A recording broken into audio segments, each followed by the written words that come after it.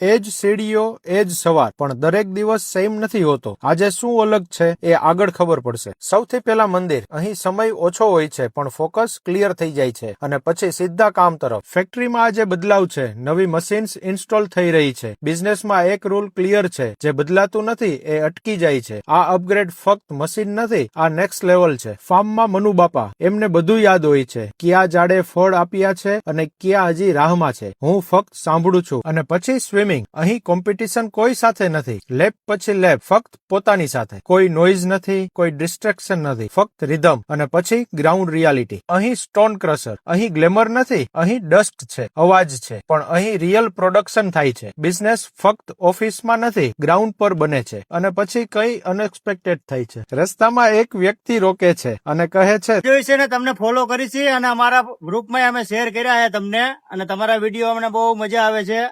તમે બહુ આગળ વધો અને તમારા વિડીયોથી અમને પ્રેરણા મળે છે. ક્યારેક ખબર નથી પડતી પણ તમારું કામ કોઈને અસર કરે છે.